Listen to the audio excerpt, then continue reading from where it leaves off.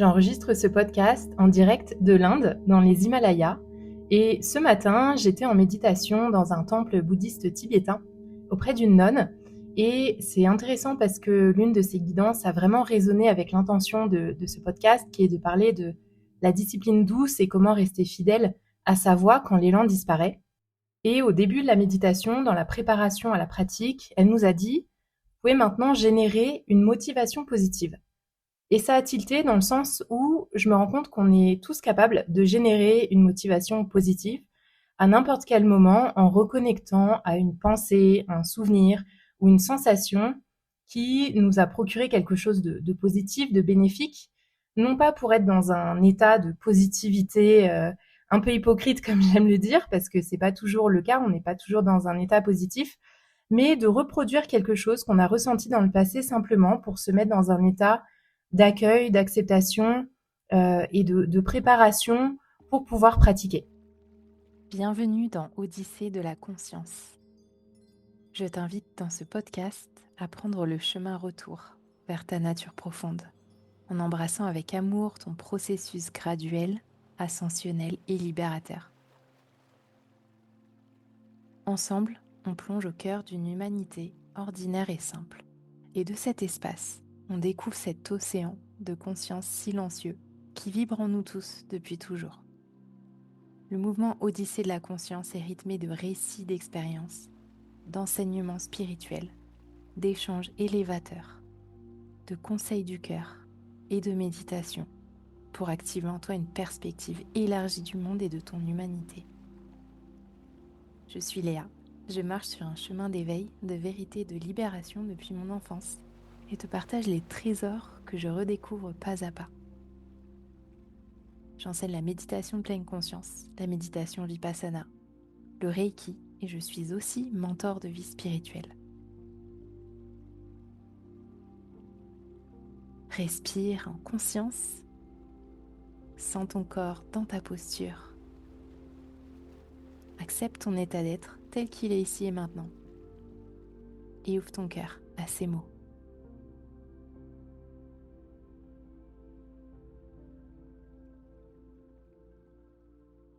Donc pourquoi j'avais envie de parler de cette discipline douce et de comment rester fidèle à sa voix quand l'élan disparaît?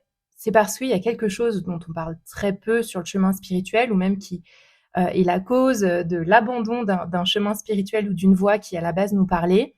C'est que l'élan disparaît à un moment donné, en fait. C'est qu'il n'y a pas toujours de la motivation, de l'engouement, de l'enthousiasme à une pratique, quelle qu'elle soit, quelle que soit toi, ta voie spirituelle ou même une voie que tu as choisie, qui soit peut-être même pas spirituelle, mais quelque chose qui te tient à cœur et pour lequel tu as un besoin de discipline, de concentration, de constance. Et il y a ce moment où la magie du début s'estompe, où la pratique devient moins excitante, moins nouvelle, moins extraordinaire, et peut-être qu'elle ne répond plus à ce moment-là aux besoins de notre ego, à son timing, ses désirs, parce que finalement, quand on pratique quelque chose, il y a peut-être un besoin de contrôler, d'atteindre quelque chose, de réussir quelque chose, d'aller quelque part. Et à un moment donné, alors à voir si ça te parle, mais il y a cette petite voix qui dit « Est-ce que ça vaut vraiment la peine de continuer ?»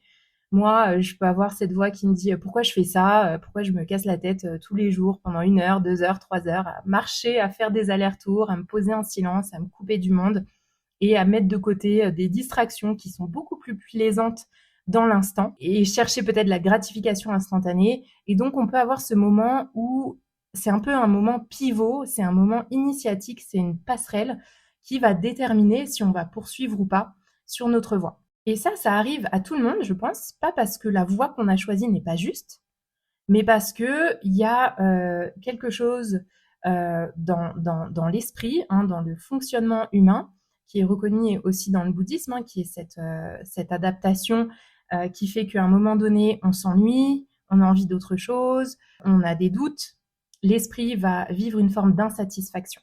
Et c'est drôle aussi parce que ce matin, en descendant du temple, j'ai rencontré un homme qui s'appelait Santosha, qui veut dire contentement en sanskrit. Et le contentement dans la pratique, c'est très important, mais c'est quelque chose qu'on n'a pas nécessairement au début ou qu'on n'a pas même appris à cultiver dans notre vie. Donc il y a en effet un moment où la lune de miel est terminée, et ça, on peut le retrouver même dans une relation amoureuse ou même dans son job. Au début, on commence un nouveau travail, une nouvelle relation, c'est hyper excitant, on est en lune de miel, on est amoureux, etc. Mais il y a un moment donné, un moment de bascule où on passe d'être amoureux à aimer, à vraiment aimer quelque chose, quelqu'un profondément. Ça me semble être fondamental dans le fait de poursuivre et rester fidèle à sa voix parce que, encore une fois, c'est pas le problème n'est pas nécessairement la voix, mais l'esprit qui va arriver à un stade d'insatisfaction et qui va vouloir chercher autre chose. Parfois, c'est légitime, parfois c'est correct, mais parfois c'est dommage. Et si j'en viens aussi à ce sujet, c'est que j'ai passé 3 semaines précédentes en Asie, en Thaïlande, auprès de mes maîtres, en immersion avec ma sangha et mes enseignants spirituels. Et ce qui m'a frappée, c'est que aujourd'hui, ça fait 6 ans que je pratique de manière sérieuse et assidue et quotidienne. Et je me suis rendu compte que moi, je me pose plus la question est-ce que je vais pratiquer aujourd'hui? Qu'est-ce que je vais pratiquer aujourd'hui? Est-ce que j'y crois encore? Quelle pratique je fais? Voilà, il y a plus toutes ces questions. Qu'est-ce qui pourrait m'aider à progresser, à m'améliorer? De quoi est-ce que j'ai besoin en plus pour je sais pas, pour changer, pour me transformer? Pourquoi j'arrive pas à tenir mes engagements? Quel est le blocage, etc. J'ai absolument plus toutes ces questions. Ça a l'air d'être derrière moi, en tout cas pour cet instant. Et ça m'a donné aussi envie de regarder mon propre chemin et de voir pourquoi aujourd'hui, ben, ces questions, elles se posent pas. Il y a plus les doutes sur le chemin et qu'est-ce qui a été un marqueur important pour moi et qu'est-ce qui a fait qu'aujourd'hui, je sens une forme d'autodiscipline qui est très très douce, qui est ancrée, qui est incarnée et je ne la cherche plus, je cherche plus à la bâtir. Mais par contre, ça n'a pas été toujours le cas et je pense que ça m'a pris plusieurs années, peut-être 5, 6 ans, pour qu'elle soit enfin incarnée et intégrée en moi et qu'aujourd'hui, ça devienne vraiment une seconde nature, une habitude complètement ancrée pour laquelle j'ai plus de questions en fait. Donc cette fluidité que je peux ressentir aujourd'hui, elle n'est pas apparue par magie, elle s'est construite, elle s'est bâtie par un entraînement. Donc je l'ai entraînée et je parle beaucoup de s'entraîner parce qu'aujourd'hui, je crois que nous sommes le produit de tous les entraînements passés. Et ça, je l'ai vu avec mon mentor en Thaïlande qui nous a enseigné que l'être que nous sommes aujourd'hui, notre personnalité, nos tempéraments, c'est le produit de l'entraînement passé jusqu'à ce jour. Et que dans cet instant présent, on a le choix d'un nouvel entraînement. Et si on entreprend cette voie d'aller s'entraîner différemment pour aller vivre le monde et voir le monde différemment, eh bien, on peut commencer à établir de nouvelles bases, de nouvelles fondations. Et ça va nous demander une forme d'autodiscipline douce. L'idée, c'est pas de se forcer, l'idée, c'est pas de se punir, de se faire du mal ou vraiment de se dégoûter d'une pratique. Ça, c'est la pire chose à faire et c'est très dommage. Et quand je dis douceur, ça veut pas dire que c'est facile. Quand c'est doux, ça veut pas dire qu'il n'y a pas de difficulté, qu'il n'y a pas de challenge. Simplement, il y a un état intérieur qui comprend, qui est dans ce contentement, qui a cette patience, cette humilité de continuer même quand ça devient difficile. Donc on va parler ici de discipline qui n'est pas rigide, qui n'est pas violente et qui nous permet de rester fidèle à ce que notre cœur sait déjà. Donc cette discipline, elle est fondamentale et elle est très précieuse et elle peut être douce. Mais justement, avant d'entrer dans le vif du sujet, j'aimerais revenir sur la notion de discipline et l'étymologie du mot discipline, parce que je crois qu'il y a plein de personnes qui aujourd'hui, quand ils entendent discipline, ça les rebute et ça les freine, alors que à la base, le mot discipline vient du latin disciplina, qui signifie enseignement, apprentissage. Donc un disciple, c'est simplement celui qui apprend. C'est un étudiant de la vie, c'est un étudiant d'une voie. Donc on imagine discipline comme de la rigidité, de la contrainte, de la punition. Et en effet, avec le temps, le mot discipline, même le mot disciple, c'est chargé de violence, de contrôle. Mais ce n'est pas la vraie nature du mot. Et j'adore les mots, j'adore apprendre des langues. Et en regardant l'étymologie de discipline, se rendre compte que c'est quelque chose qui est lié à l'apprentissage, à l'enseignement, à l'étude, eh bien, ça remet les choses dans leur contexte parce que la discipline, du coup, c'est pas un enfermement, mais c'est une étude. C'est le fait de reprendre cette posture humble d'étudiant, la posture de quelqu'un qui cherche à apprendre de la vie et à continuer à rester sur un chemin en ayant cette curiosité en fait et ce désir, cette soif peut-être d'apprendre, d'en savoir plus et d'évoluer de cette manière. Donc le fait d'être disciple ou d'adopter une discipline, je le vois comme quelque chose de très positif, encore une fois, comme être un étudiant de la vie ou d'une voie. Et c'est pas lié à une forme de soumission, c'est lié à une forme comme je dis souvent, le maître, en fait, c'est notre miroir, le miroir de notre potentiel. Et du coup, c'est d'aller regarder notre potentiel, d'aller l'étudier pour pouvoir l'incarner. Donc là, déjà, en te disant ça, la discipline ou être disciple d'une voie, d'une pratique, ça veut dire étudier, ça veut dire apprendre, ça veut dire t'ouvrir à quelque chose que tu ne sais pas, ça veut dire grandir. Est-ce que déjà, t'as pas un changement à l'intérieur de toi sur le fait de dire si j'ai une discipline quotidienne, c'est simplement que je reprends une posture d'étudiant de la vie. Et en parlant de discipline et de disciple, ce qui a tout changé pour moi dans ma vie personnelle, professionnelle, spirituelle, c'est d'accepter d'être disciple. D'accepter d'être disciple du Dhamma, d'accepter d'être étudiante d'une voie tracée, plus grande que moi, plus sage que moi, plus lumineuse que ce que je sais ou ce que je crois savoir. Donc sur mon propre chemin, et ce qui a été une forme de péripétie ou peut-être un frein, c'est que avant j'étais un peu dans cette toute puissance ou cet ego, je voulais créer la voie spirituelle de Léa, sa propre méthode, sa propre manière de faire. Et puis je suis un peu redescendue de mon trône quand j'ai rencontré des sagesses beaucoup plus anciennes, beaucoup plus larges, beaucoup plus vastes que ce que moi je savais dans mon esprit ou peut-être que mon âme portait en elle, parce qu'on peut porter des sagesses très très anciennes, très très très très vastes et très très justes, hein. Mais j'ai vu qu'il y avait des choses bien plus sages et intelligentes que moi qui avaient déjà forgé des chemins. J'ai vu aussi mes propres limites, mon ego, l'envie peut-être d'émerveiller les autres, de surprendre ou d'être spécial parce que je sais quelque chose que les autres ne savent pas. J'ai vu tous les mécaniques de ces comportements-là et je les vois aussi chez d'autres personnes. Et j'ai entendu un appel plus fort à marcher sur un chemin beaucoup plus vaste que Léa, que celui que Léa voulait créer, ou peut-être entreprendre d'elle-même. Alors en effet, on marche chacun un chemin complètement unique et individuel, mais j'ai voulu me rallier à une voie beaucoup plus large que moi et ça m'a demandé d'accepter d'être disciple. Et du coup, en étant disciple, en étant étudiante, d'avoir une forme de structure d'études pour ma vie, en tant qu'étudiante de la vie, avoir une structure d'études de la vie, de l'humain, de la spiritualité, de l'univers. Et ça me demande une étude quotidienne, une pratique quotidienne, une structure, des enseignements, des enseignants. Voilà, tout un art de vivre en fait orienté vers ma pratique, vers la voie que j'ai choisie et qui parle à mon cœur. Et le fait d'accepter d'être disciple, ça a lâché beaucoup de pression, et ça a été une source de grandes avancées sur ma voie spirituelle, parce que ça demande de cultiver des qualités de cœur que je n'avais peut-être pas encore développées et que je développe encore, hein, comme l'humilité, la dévotion, la détermination, la patience, et de m'équiper aussi d'une structure. Et j'ai de la chance, hein, d'avoir rencontré très rapidement les grandes personnes, les bonnes personnes, et de ne pas avoir eu d'embûches sur le chemin ou de m'être trompée ou d'avoir vécu des expériences un petit peu difficiles ou malsaines. Ça fait pas partie de mon chemin. Et voilà, d'avoir reçu des structures qui montrent que je peux incarner en fait l'étude et que je peux la transmettre, mais aussi que la voie que j'ai choisie, elle est vivante, elle existe et elle est incarnée par des êtres qui me le démontrent.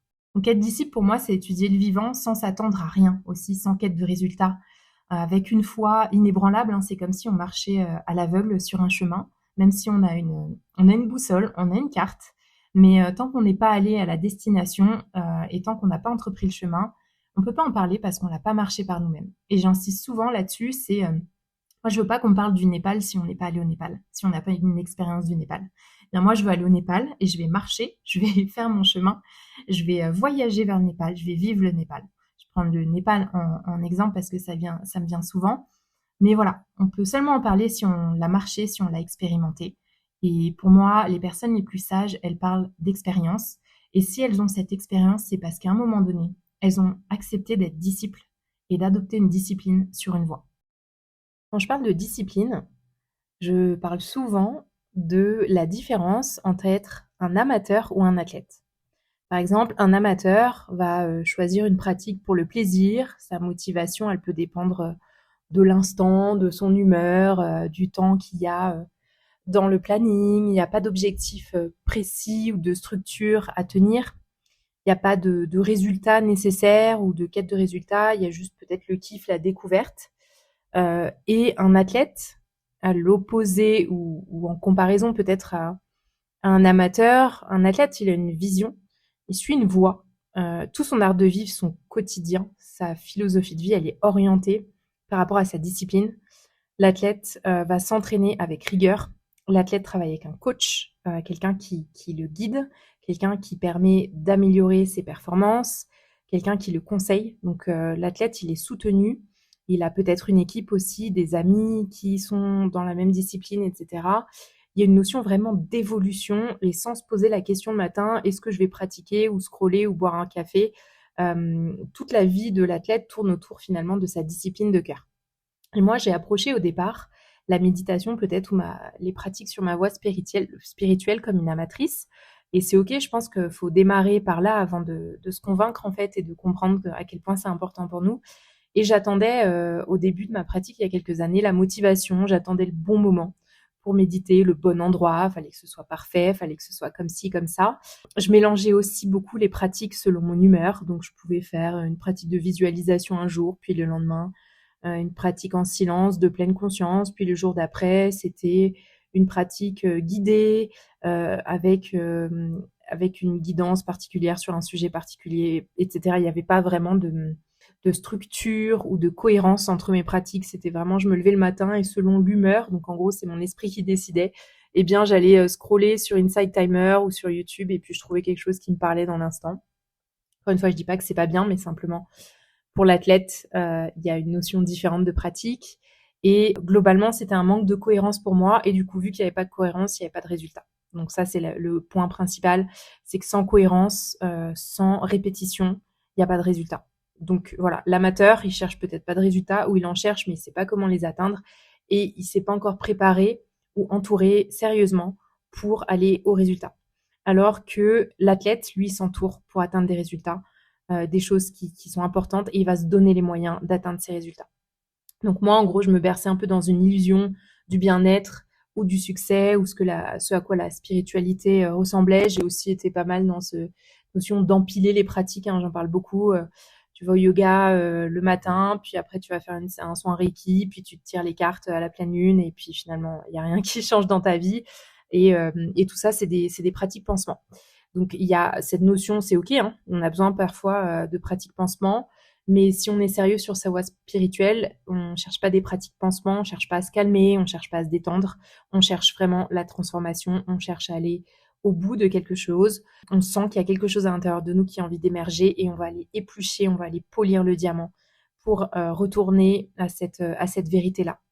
Et donc, quand j'ai vraiment rencontré ma voie spirituelle, mon mentor, une pratique solide, en fait, c'est venu me chercher et ça a été une voie vraiment holistique qui a fait que j'ai pu devenir disciple de cette voie et j'ai commencé à me dire que je suis devenue une petite athlète dans ma discipline à mon petit niveau aujourd'hui. Et donc, quand on accepte d'être athlète ou disciple ou de marcher sur une voie avec plus de sérieux et de dévotion, on se heurte parfois à quelques embûches. Et la première, pour moi, ça a été, comme je disais tout à l'heure, la fin de la magie, la fin de la lune de miel. Donc au début d'une pratique, ou même quand on découvre un nouveau pays, par exemple, ou une nouvelle relation amoureuse, c'est tout feu, tout flamme, c'est la lune de miel, tout est génial, tout est parfait, on est excité, ça roule, ça évolue, on voit des changements, on voit des améliorations, on a envie d'avancer et d'approfondir. Sauf que comme vous le savez, comme tu le sais, pour absolument tout, tout est impermanent et cette phase ne dure pas. Donc qu'est-ce qu'on fait quand le fait d'être amoureux et stimulé s'arrête et quand le vrai amour doit émerger, quand les vraies questions se posent? La stimulation de départ, elle s'éteint, elle s'évanouit ou elle change peut-être parce qu'elle peut être encore là mais différente. Et c'est ce qui se passe vraiment, c'est un changement de palier, c'est un changement de dynamique. Eh bien, qui sommes-nous quand la lune de miel s'estompe et comment on va cultiver ou rester dans cette nouvelle phase. Est-ce que on quitte le navire, on abandonne le navire, ça y est, ça me plaît plus, la personne, elle est plus comme je pensais, elle me plaît plus, il y a des choses qui me dérangent chez elle, donc je quitte le navire ou j'ajuste mes voiles. Eh bien, c'est ça qui se passe dans la pratique quand ça a plus d'effet entre guillemets extraordinaire ou vraiment innovant ou nouveau par rapport à ce qu'on vivait avant. Est-ce que on ajuste nos voiles, on approche la pratique différemment, ou est-ce qu'on abandonne et on laisse tomber? Je dirais que ce moment-là de fin de lune de miel, c'est là que les masques tombent en fait. C'est là que la vraie version de nous, qui n'est plus stimulée par cette nouveauté, qui n'est plus dans l'enthousiasme innocent des débuts, eh bien c'est là que la vraie version de nous émerge, le masque tombe et on doit vraiment passer ce palier. Et à cette phase-là, on est invité soit justement à mettre plus d'efforts, à changer l'effort, ou ou à se poser les bonnes questions en fait, se rapprocher de nos amis, de nos mentors, aller plus loin, j'en parlerai un petit peu tout à l'heure, mais voilà, cette phase nous demande d'aller creuser plus loin et beaucoup d'entre nous, et j'ai accompagné beaucoup de personnes sur leur voie spirituelle, il y en a plein qui ont lâché une pratique qui au départ leur allait bien, leur convenait bien, portait de bons résultats. Mais quand la vie a commencé à devenir challengeante, eh bien elles ont lâché, elles n'y ont pas cru, elles ont tout laissé tomber et évidemment qu'à ce moment-là, il n'y a plus de résultats.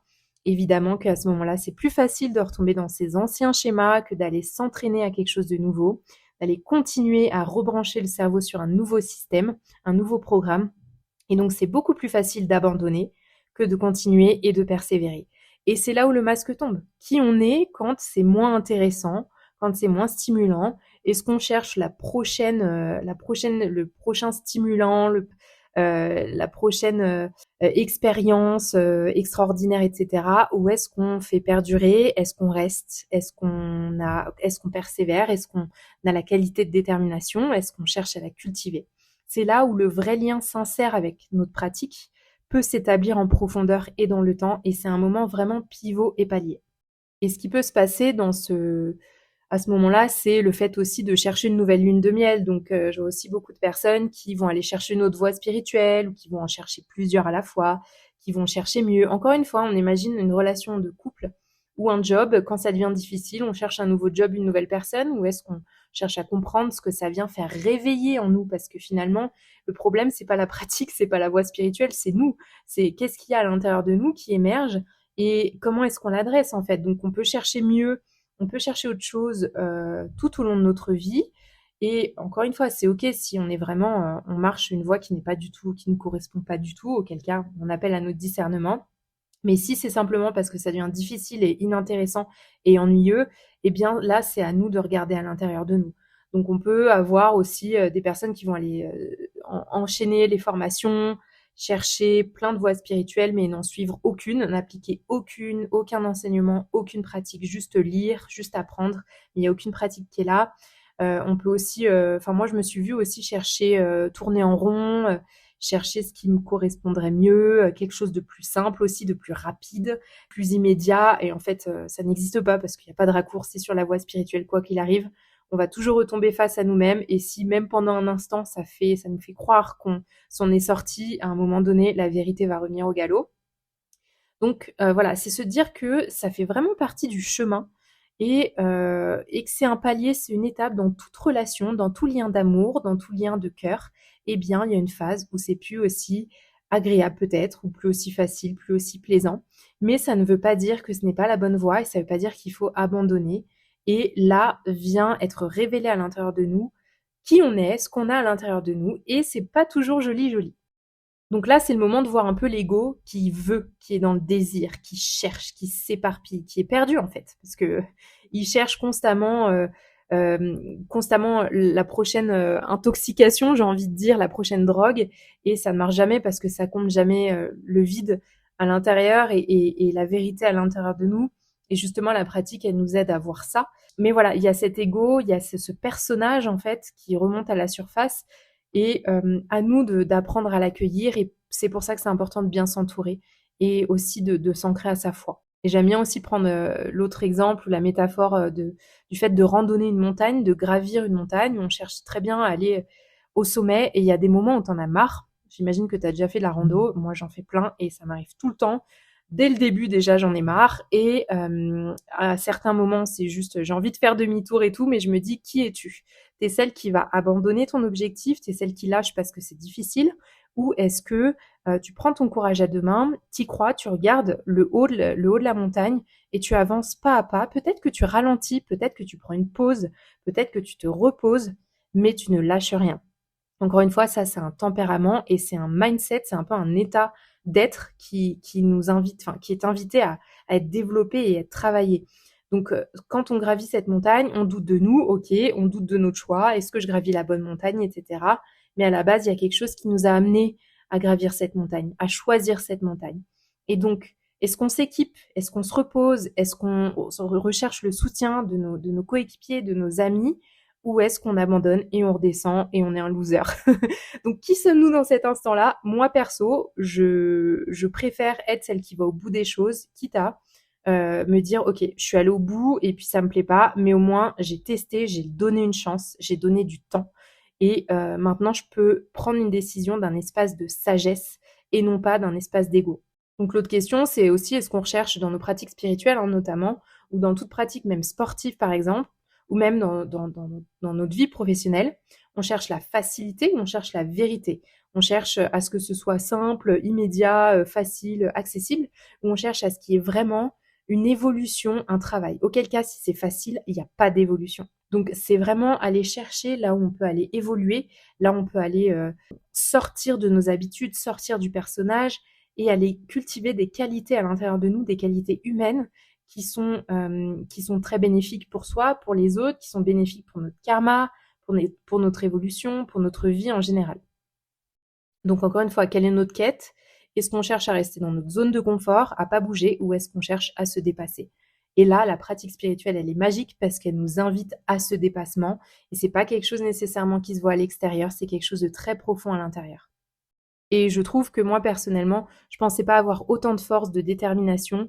Et c'est grâce à ma pratique spirituelle que j'ai trouvé en moi une force enfouie, en fait, très profonde. Et j'en aurais pas eu conscience si j'avais pas persévéré sur ma voie, par exemple. Donc ces passages de fin de lune de miel, c'est des passages très initiatiques en tant qu'humain et pour nos qualités de cœur, ces qualités qu'on a invité à cultiver. Mais encore une fois, tout le monde ne passe pas ce palier. Mais je nous invite ici à vraiment réaliser que c'est quelque chose de naturel, si ce palier est difficile, mais c'est quelque chose aussi qu'on est invité à dépasser et aller travailler avec ce qui émerge en nous pour changer en fait, pour se transformer et pour aller au plus près de qui on est vraiment. J'ai aussi eu une autre phase, qui m'a freinée et je l'ai beaucoup travaillée ces dernières semaines en Thaïlande auprès de mes grands maîtres. La phase d'avidité, sur la voie spirituelle. C'est quand, je crois que c'est l'une des plus difficiles à démanteler, hein, ou même à reconnaître. C'est une phase où on a des connaissances, on a des expériences, on a appris plein de choses, on a fait des rencontres, on entrevoit où ça peut nous mener, on sait même où ça va, on a des preuves vivantes et on veut y aller, nous aussi. «Oh là là, je vois ces personnes-là, moi aussi je veux être comme elles, moi aussi je veux être là». Et avec cet esprit-là, on veut aller vite. On veut y aller et on veut y aller maintenant. On veut y être. On oublie que sur ce chemin, on peut pas contrôler le résultat. On peut pas contrôler quand ça arrive, comment ça arrive, etc. On peut pas manipuler les résultats et on peut pas manipuler le timing. On peut pas manipuler les fruits qu'on va récolter, à quoi ils vont ressembler exactement et quand est-ce qu'on va les récolter. Donc la seule chose qu'on a entre nos mains, ce sont nos actions dans l'instant présent et les causes qu'on va planter en fait, et comment on va nourrir et arroser notre jardin. Et la manière dont ça pousse et quand ça pousse, c'est hors de contrôle. Donc dans cette phase, on veut vraiment bien faire. Moi, c'est vraiment, je voulais être une bonne pratiquante, être bien la bonne élève, etc. Et on veut même être parfait. Il y a une forme de perfectionniste. Et la pratique peut devenir alors un moment de contrôle en fait, un moment de rigueur, de tension parce qu'on se met une pression inutile. Et là, ça bloque et ça devient difficile.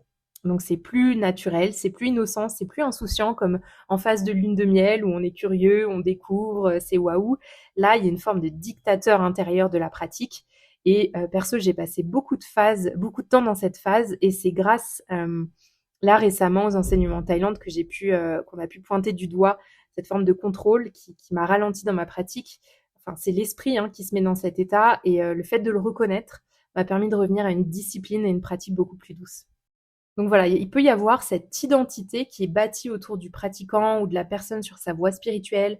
On peut voir aussi des personnes qui affichent cette identité dans leurs vêtements, vraiment très clair, sur les réseaux sociaux, enfin, qui changent leur prénom, etc. Donc tout ça, c'est l'identité qui se manifeste. Et quand elle est trop renforcée, elle devient vraiment un frein à la pratique.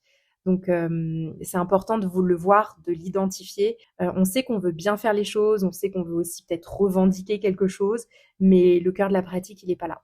Le bon disciple, il cherche pas à aller quelque part, il cherche pas à contrôler sa pratique, il cherche pas à faire quoi que ce soit. Il cherche juste à être là où il en est, ici et maintenant. Donc c'est une grande leçon en humilité, et on revient tous les jours à cette humilité. On repart de zéro et on essaye de se... C'est une quête sans quête en fait. C'est le fait de... On sait il y a une voie, on a envie de la suivre. Évidemment, si on est là, c'est qu'il y a une envie, mais il faut pas que ça devienne une force, faut pas que ça devienne une avidité trop forte, parce que dans ce cas-là, ça devient du contrôle et ça devient un frein pour la pratique. Donc cette phase d'avidité spirituelle, je veux dire qu'elle est quand même assez subtile. Et c'est important, voilà, de la reconnaître avec sincérité. Et on en revient toujours à cette montagne et au fait de revenir un peu à son point de départ, à sa source, se dire pourquoi je suis montée à la base, pourquoi j'ai commencé à la base et dans quel état j'étais quand je savais moins de choses finalement. Je crois que l'un des autres freins aussi, c'est trop de connaissances. Trop de connaissances tue la pratique parce qu'on part trop dans le mental, dans l'intellect, dans les théories. Et du coup, ça vient orienter notre pratique et ça vient la conditionner finalement. Tandis que si on trouve un équilibre et qu'on met beaucoup plus l'accent sur l'expérimentation personnelle, je parle encore une fois ici de la méditation, mais ça peut être pour d'autres disciplines, eh bien, on laisse plus d'espace aux choses telles qu'elles sont. Et ce qui compte aussi dans ce chemin, c'est à la fois pourquoi je monte la montagne, c'est de se reposer sur son engagement de cœur qui est toujours là. En tout cas, s'il existe hein, cet engagement dans notre cœur. Et aussi de ne pas être parfait sur le chemin, mais d'être sincère avec nous-mêmes, d'être honnête et authentique. Et c'est OK si c'est pas parfait, justement. Ça ne sera pas parfait, c'est impossible. Et dès qu'on sent qu'on doit aller dans le perfectionnisme, eh bien là, il y a le contrôle qui est là. Et c'est à nous de le voir, en fait, et de revenir à plus de légèreté pour notre pratique et de revenir à une source de motivation externe à nous-mêmes parce qu'on peut aussi mettre beaucoup le focus sur soi et donc de sortir un petit peu de nous-mêmes, de notre pratique personnelle pour aller peut-être l'offrir à quelqu'un, la dévouer. Eh bien, ça nous permet de recentrer un petit peu les choses. Donc sur mon chemin, qu'est-ce qui a été finalement les points de bascule pour me permettre de dépasser un petit peu ces phases de doute, d'avidité, de fin de lune de miel, de fin d'excitation? Qu'est-ce qui a fait qu'aujourd'hui, il n'y a plus ces questionnements? Est-ce que je pratique aujourd'hui? Qu'est-ce que je pratique? Pourquoi je suis là? Etc. Ce qui a commencé à vraiment ancrer ma pratique à mon art de vivre, sans question, hein, c'est d'aller étudier à la source auprès de mes maîtres, d'aller rencontrer des enseignants vivants qui incarnent le fruit complet du chemin, qui sont là comme preuve que ça existe, que c'est possible et qui nous montrent la voie.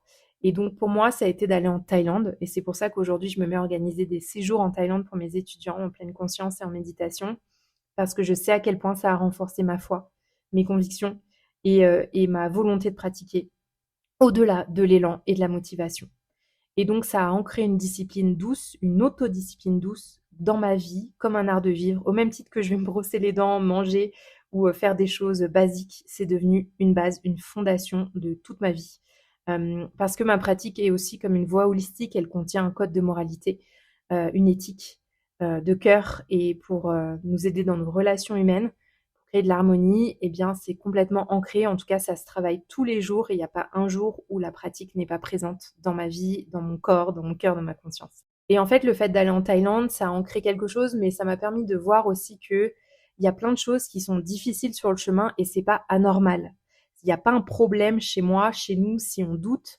En fait, tout est impermanent. Donc, effectivement, si notre pratique repose sur la motivation, ça va être compliqué parce que la motivation est impermanente.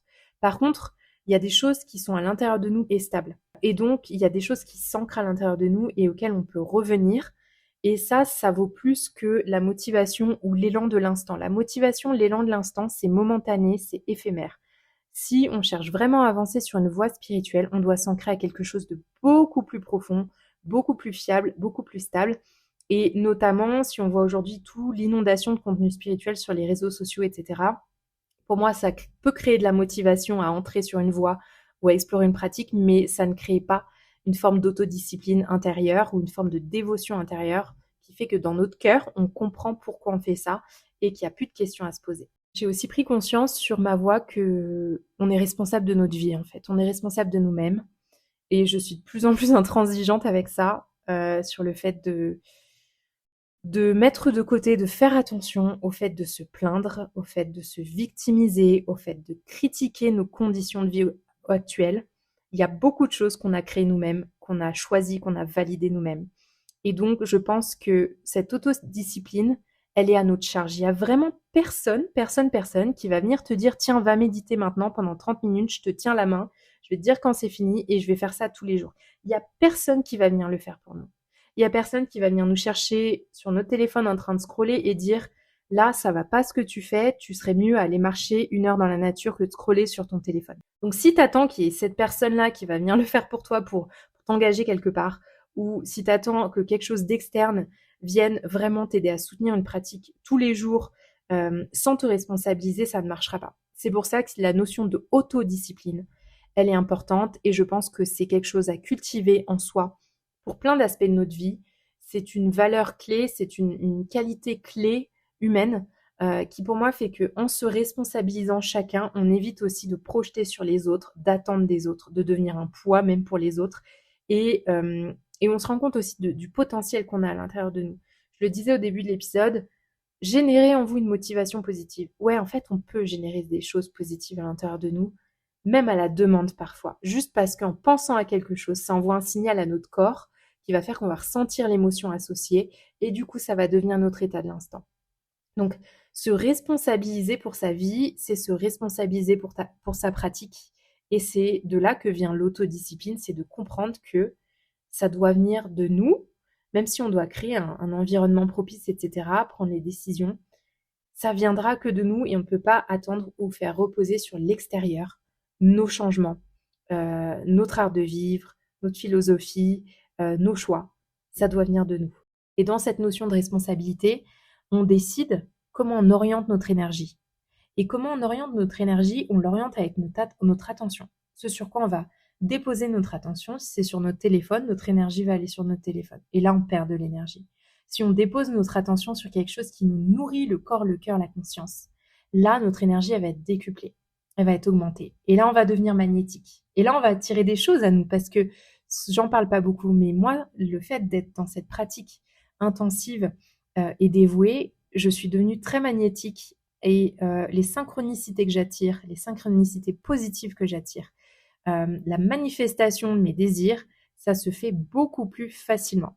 Donc comment on oriente notre énergie? Et là, on a le choix. Je suis désolée, il n'y a personne qui nous force à aller boire le soir. Il n'y a personne qui nous force à fumer, il n'y a personne qui nous force à scroller ou à rester devant la télé. Mais il y a aussi personne qui va nous forcer à aller méditer et choisir une voie de sagesse et de bien-être pour nous. Donc, on prend notre responsabilité, on prend notre courage à deux mains et on y va. L'autre chose qui me motive, entre guillemets, sans avoir besoin d'être motivée, c'est de comprendre qu'en tant que disciple, donc étudiant de la vie, je dois apprendre, étudier, mais je dois aussi pratiquer et vérifier par moi-même dans mes expériences. C'est-à-dire que je peux acquérir tant de théories, mais en tout cas dans le bouddhisme, le Bouddha nous disait d'aller vérifier par nous-mêmes. Il nous disait ne croyez pas ce que je dis, mais allez le vérifier en vous. Et donc, c'est important de prendre ce temps d'aller vérifier par nous-mêmes et de reconnaître que quand on est étudiant, du coup, il y a cette phase aussi de pratique, d'expérimentation, comme si le corps et l'esprit, c'était notre laboratoire d'expérimentation principal. Et donc, ça inclut le fait de suivre sa voie spirituelle, ça inclut beaucoup de temps de pratique et de vérification par soi-même. Une autre chose qui m'aide à rester autodisciplinée aussi dans cette douceur et rester fidèle à ma voie, c'est d'avoir adapté mon style de vie à ma pratique. Et je reviens à l'idée d'un athlète. L'athlète, il va ajuster son alimentation, ses fréquentations, ses consommations, son temps. Donc si on veut que notre pratique soit optimale, qu'elle soit saine, qu'elle nous fasse avancer ou qu'elle soit utile, entre guillemets, on ne peut pas se permettre d'avoir un art de vivre qui ne correspond pas à notre pratique. Donc en ce sens, c'est important de se mettre une structure, peut-être des limites, peut-être prendre des engagements envers soi-même. Je te laisse là voir de quoi tu parles, de quoi ça te parle ce podcast, si c'est pour une voie spirituelle ou une autre voie pour laquelle tu as envie d'être discipliné. Eh bien, quel changement dans ton art de vivre t'es invité à opérer? Comment tu vas adapter ton style de vie, ton environnement, ton temps, tes fréquentations, tes consommations pour que ça vienne soutenir ta pratique, pas interférer avec ta pratique. J'ai aussi pu progresser sur ma voie quand je me suis lâché la grappe avec la performance et le perfectionnisme et j'ai préféré la progression. Donc l'idée c'est de progresser, pas de performer. Et encore une fois, on fait rencontrer l'exigence avec de la détermination, de la douceur et de la patience. Je pense qu'il y a une forme d'exigence à avoir dans toute pratique, dans toute discipline, une forme d'exigence à avoir avec soi-même qui nous donne une forme d'engagement, de détermination, qui permet d'orienter notre art de vivre. Mais cette exigence, ça n'a pas à être encore une fois une punition ou une violence. Ça peut être une exigence douce parce qu'elle est ancrée dans une sagesse du cœur très très profonde, dans notre pourquoi, dans le cœur, dans ce qui vibre à l'intérieur de nous. Je dirais avoir une perspective de vie plus large que là, ici et maintenant, la gratification instantanée, le plaisir ici et maintenant, et de regarder un peu plus sur le long terme, Je regarde même sur les vies futures, quel est l'impact de mon choix là maintenant sur mon avenir, dans cette vie et dans les vies futures. Parce que, et là je renvoie sur l'épisode sur le karma, tout ce qu'on va faire, créer, parole, pensée, action ici et maintenant, ça a un impact sur l'avenir, dans cette vie ou dans les autres vies. Et donc notre voie spirituelle, elle nous invite à créer un maximum de positifs, de bénéfices et de vertus pour nous-mêmes, pour les autres, pour cette vie et les suivantes. Et un autre point de bascule, c'est vraiment, comme je disais tout à l'heure, accepter l'inconfort, comme dans toute relation, que ce soit personne, un job ou une pratique, l'inconfort, c'est une phase naturelle. Et heureusement que l'inconfort est là parce que ça nous permet de nous mettre face à nous-mêmes, face à ce qui émerge. Qui sommes-nous quand c'est difficile? Qui sommes-nous quand c'est inconfortable? Et d'aller regarder ce qui se trame à l'intérieur de nous, d'aller travailler, d'aller y faire face. Et ça ne signifie pas toujours que quelque chose ne va pas. C'est pas, encore une fois, c'est pas nécessairement la voie le problème ou la pratique le problème, c'est quelle est notre approche. Quelles sont nos attentes? Quelles sont nos déceptions? Quelles sont nos forces, les forces intérieures qui nous sponsorisent, le contrôle, l'avidité, la performance, on cherche quelque chose. Voilà. Ça vient faire remonter ce qu'il y a à l'intérieur de nous, qui on est vraiment, pour qu'on puisse aller peut-être nettoyer, aller transformer ça, et aller se réaligner à notre manière.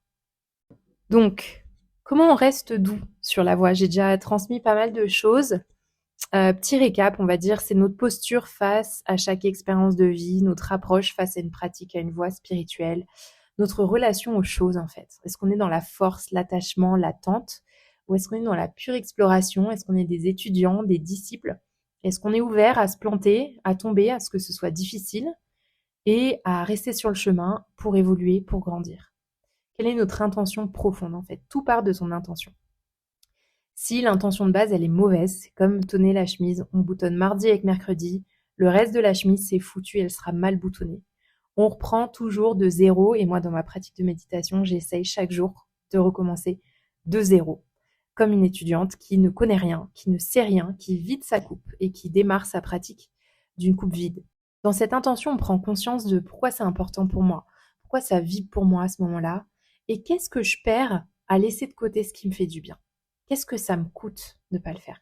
Ça, c'est une grande question que je me suis posée et les réponses, ça a été toujours waouh, ça me coûte trop trop cher de passer à côté de ma pratique chaque jour. Déjà parce que moi, je vais me sentir mal à l'intérieur. Je vais sentir que j'ai perdu mon temps, que j'ai pas fait ce qui me faisait du bien, j'ai pas fait ce qui était bon et juste pour moi. Et juste dans cette sensation intérieure, j'ai pas envie de m'infliger ça en fait. Et après, il y a plein d'autres réponses qui peuvent venir, mais là, c'est pour toi. Qu'est-ce que je perds à mettre de côté ce qui me fait du bien? L'autre chose, c'est, encore une fois, ton état d'esprit. Tu veux des résultats? Bah, tu vas devoir répéter, tu vas devoir t'entraîner. Il n'y a rien qui vient gratuitement, il n'y a rien qui vient facilement dans la vie. C'est pas un téléphone, tu ouvres pour scroller, tu commandes ton dîner et en 2 clics, c'est fait. Dans toute pratique spirituelle, il n'y a pas de raccourci, il va falloir t'entraîner. Et pour ça, ça va te demander de créer un bon espace dans ton temps, dans ton agenda, dans ton espace physique, une structure qui va venir accueillir ta pratique pour la rendre accessible de manière agréable, de manière simple à retrouver. Vaut mieux que ce soit un espace peut-être que tu crées toi-même ou qui soit adaptable si tu voyages beaucoup, mais à toi de créer cet espace dans ta vie, dans ton cœur déjà, mais aussi dans ton environnement, dans la matière. Et dans la création de cet espace, j'insiste, un entourage soutenant. C'est le principe de la sangha dans le bouddhisme, des amitiés qui te soutiennent sur le chemin, qui vont venir te pointer du doigt si tu dérapes un petit peu, en toute bienveillance et pour ton plus grand bien. Et peut-être que ça demande de s'éloigner de certaines personnes pour se rapprocher d'autres. Ce qui compte aussi dans cet entourage soutenant, c'est d'être guidé par un enseignant inspirant, qui soit vivant si possible, qui te mette sur les rails, qui t'aide, qui veulent ton bien et qui te mène vers toi-même. Pas un enseignant qui soit dans son ego, qui cherche à être important ou spécial pour toi par son enseignement, mais un enseignant qui joue ce rôle de miroir. Encore une fois, au début, c'est pas facile. Moi, ça m'a pris des années de bâtir ces routines, ces habitudes, cette seconde nature. Mais je l'ai fait parce que dans mon cœur, je sais à quel point ma voie, c'est ça. Et il n'y a pas d'autre option dans cette vie. Cette vie, elle sera dévouée à cette voie. Tout en ayant une vie normale, entre guillemets. J'ai pas besoin de devenir nonne ou d'aller vivre dans un monastère. Mais en tout cas, je sais dans mon cœur que c'est ça. Et si je le fais pas, je vais m'en mordre les doigts dans les jours plus difficiles. Donc, ça prend du temps, mais pas à pas, jour après jour, on met une petite pierre à l'édifice. C'est ça qui compte, c'est d'être constant, c'est de répéter, d'être dans la fréquence, de répéter fréquemment et de répéter la même chose. Choisis une pratique, tu la répètes pendant 3 mois, tu vois où ça te mène, tu vois les résultats par toi-même. Tu ajustes tes voiles, tu ajustes ton agenda, tu prépares un temps dans ton lieu de vie, dans ton espace-temps, dans ta vie, dans ton cœur. Tu poses un cadre, une structure. Ta pratique, elle sera soutenue et favorisée et beaucoup plus, on va dire, facilitée s'il y a une structure qui l'accompagne. C'est hyper important. Et comment est-ce qu'on est doux sur le chemin? C'est vraiment de reconnaître qu'on est des êtres humains. On va s'égarer, on va se perdre, on va oublier, on va se planter, on va peut-être faire des erreurs. On se pardonne. C'est le pardon, la douceur aussi. C'est je me pardonne, mais je recommence. Je laisse pas passer à la trappe, je me pardonne, je recommence de zéro et je laisse de côté le passé, j'avance. Je regarde pas en arrière, je cherche pas à rester dans ah non, je m'en veux, blablabla, le blâme, le jugement, etc. Non, non, on se redresse, on redémarre et on se remet en marche. Et c'est une compétence, cette autonomie qui est extraordinaire et qui va nous servir toute notre vie. Et encore une fois, chaque moment où on a douté, où on s'est égaré, je pense que c'est les moments les plus fondateurs et les plus transformateurs parce que c'est là où on teste notre foi. Est-ce qu'on va se remettre en question, s'améliorer ou est-ce qu'on laisse tomber, on abandonne et on cherche autre chose et on recommence et on reproduit les mêmes erreurs. Donc toutes les fois moi où j'ai frôlé la perte de vue de ma voix, mon retour sur la voie est encore plus profond et clair parce que waouh, ça m'a manqué et j'ai pu aller regarder autre chose et je me suis rendu compte que non, ça le faisait pas pour moi. Donc ça fait partie du chemin et je chéris justement ces moments d'égarement parce que si on apprend à se redresser soi-même, à voir les signes qu'on s'égare et à savoir se remettre en route vers le sommet de nos propres montagnes, mais là on est vraiment dans une force intérieure, une détermination qui porte beaucoup de vertu en elle. Donc ça demande de la foi, c'est un autre conseil, c'est la foi en l'invisible. Je parle de la foi en soi, en l'invisible, en notre cœur, en l'absence de résultats immédiats. Parfois, on croit qu'on rame et en fait, il se passe quelque chose, mais on ne le voit pas encore. Donc, tout ce qu'on ne voit pas maintenant et tout ce qui nous motive dans notre cœur, tout ce qui est là à l'intérieur, qui n'est pas palpable, qui est très subtil, mais qui est très très fort. Et voilà, cette foi, elle est cultivée et elle est encouragée et elle est même développée par la pratique. Encore une fois, s'il n'y a pas ces moments où on doute, où il y a des difficultés, on ne va pas pouvoir renforcer le muscle de la foi, on ne va pas pouvoir s'entraîner à la foi. Et donc c'est important aussi, quand ça devient difficile, de se rappeler des belles expériences qu'on a vécues, des moments qui nous ont portés, et cultiver cette joie, cet enthousiasme en nous, de d'avoir la chance en fait d'avoir trouvé quelque chose qui nous convienne et que ça a porté ses fruits dans le passé, peut-être pas maintenant, mais ça reviendra, tout est impermanent. C'est important de revenir à ce qui marche, ce qui a marché, de revenir aux belles expériences et de continuer à avancer avec tout ça.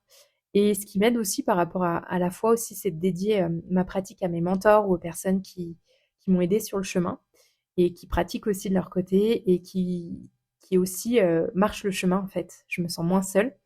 Et l'autre chose, c'est de pratiquer, de partager la pratique ou de l'offrir quand on a du mal à s'y mettre aux personnes qui ont peut-être pas ce luxe de pratiquer, qui ont peut-être des soucis physiques, physiologiques, mentaux et qui n'ont pas la chance qu'on a de pouvoir peut-être marcher, sortir, méditer, etc.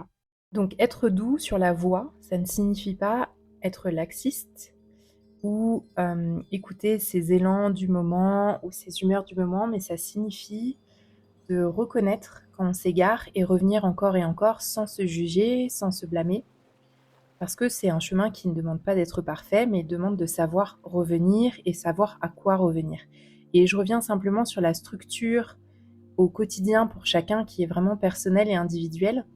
Et l'invitation, c'est vraiment d'être clair aussi dans sa structure. C'est quelle pratique, combien de temps, où est-ce que je pratique, et d'évaluer un petit peu si c'est suffisant, si je progresse, si j'ai envie d'aller plus loin. Et voilà, de vraiment établir cette structure et un peu peut-être d'évaluer au fur et à mesure les bienfaits que ça nous apporte.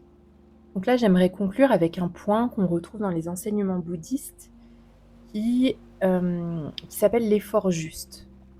L'idée, je pense, c'est la conclusion peut-être dans cette discipline douce et comment rester fidèle à sa voie quand l'élan disparaît, c'est d'apprendre à cultiver un effort juste au lieu d'une attente d'un élan ou d'une motivation qui est encore une fois éphémère, impermanente.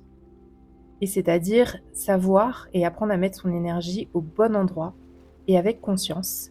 Et ça nous demande de reconnaître pleinement les entraves ou ce qui nous bloque dans notre pratique, ce qui vient interférer avec notre pratique, quelle qu'elle soit, et pour pouvoir les dépasser, les supprimer ou les transformer. C'est un peu avoir cette bonne conscience ou écouter cette bonne conscience en nous, parce que je pense qu'elle est là, mais parfois on ne l'écoute pas. Et cette bonne conscience qui nous dit de méditer encore une fois au lieu d'aller scroller dès le matin, de se taire alors que le reste de la table commerce sur les autres, d'aller faire la vaisselle au lieu de somnoler devant la télé, ou de faire ses devoirs ou ce qu'on a à faire au lieu de procrastiner. Donc cet effort juste, c'est pas un effort forcé, pas de force dans cet effort, c'est une énergie vraiment équilibrée, qui est pas maîtrisée, mais qui a une sagesse en fait, on sait où on la met pas n'importe où, et il y a une intention derrière cet effort.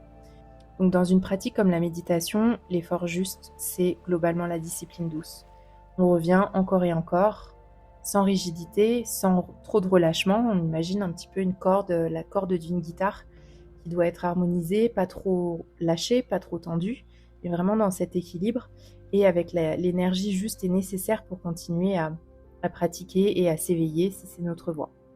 Donc peut-être que la vraie question n'est pas comment rester motivé, mais plutôt qu'est-ce qui, dans ton cœur, mérite que tu restes fidèle à ta voie, à ta pratique, à ta discipline, même quand l'élan disparaît. Et c'est peut-être pas inné dans un premier temps ou une évidence, mais à force d'entraînement, ça s'intègre et ça devient même un pur bonheur de pouvoir s'offrir ces temps pour soi et les propager aux autres. Donc la motivation, on se repose sur elle peut-être quand on commence le chemin. Quand on tombe amoureux, c'est excitant, c'est exaltant, c'est extraordinaire. Mais au fur et à mesure, ça s'estompe. Donc sur quoi on se repose ensuite ? Eh bien, sur cet engagement du cœur, l'amour pour quelque chose, la discipline douce, l'effort juste. Et c'est ça qui nous permet de rester, de continuer à marcher notre chemin d'éveil peut-être, de grandeur, de libération. Merci beaucoup pour ta présence et ton écoute. Je t'invite à écouter d'autres épisodes de podcast qui sont intimement liés à celui-ci ou bien à t'abonner pour poursuivre l'Odyssée avec moi. Et je te donne rendez-vous dans un prochain épisode.